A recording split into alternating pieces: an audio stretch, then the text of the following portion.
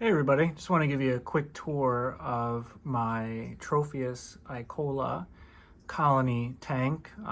They are African cichlids from Lake Tanganyika, and some of you might know, but you pretty much have to keep them in a species only tank to avoid any kind of crossbreeding and things of that nature. So this tank is about 130 gallons. It is a Planet Aquariums premium reef. The dimensions are 5 feet by 2 feet. It's running a sump, and so far they're pretty happy. I've had them since about May. It's currently October, so we're just about 5 months into it.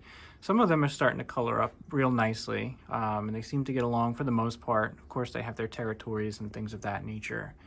The rocks inside are a mixture of natural rocks I picked up from a landscaping supply company, and some of them are artificial rocks from Aqua Decor.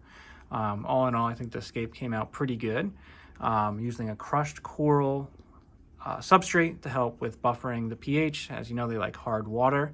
And then we have some live plants in there. Started off basically with 5 individual plants. They all melted pretty quickly. I didn't think they would come back, and as you can see, they've blossomed and they just kind of keep growing. You can kind of see that they've spread out here under the rocks pretty well with those runners.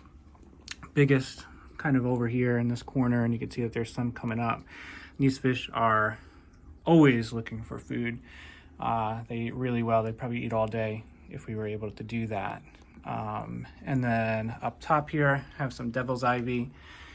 Use those 3D printed containers. You can see that the roots are growing out on either side. This helps with the nutrient transport.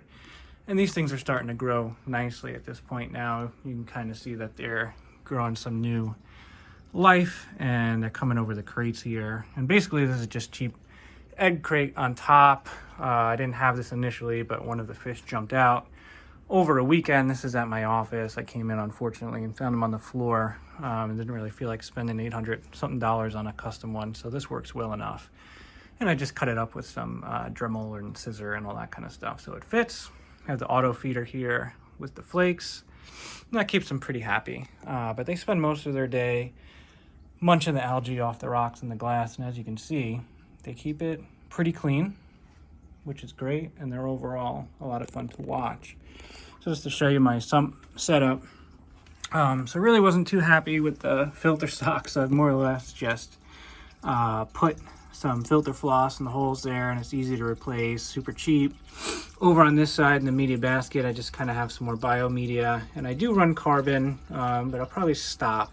Don't really seem to need it because I do have, copying from our saltwater friends, Refugium here, just has some Val and Guppy grass, and that seems to also help with the nutrient export. Basically, at this point, the nitrates hover around 5 to 10. I don't really have to do water changes, but I do 50% every 3 weeks anyway, just to keep things fresh. And then just a bunch of biomedia, and then I do have a UV sterilizer that you can't see over that way.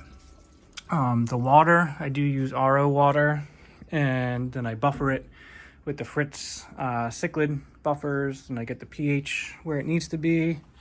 And then back here you can see I have the auto top off into the pump here. I know it's kind of dark, and then I do have my pH monitor, which you really can't see, but it stays about 8.3 for them.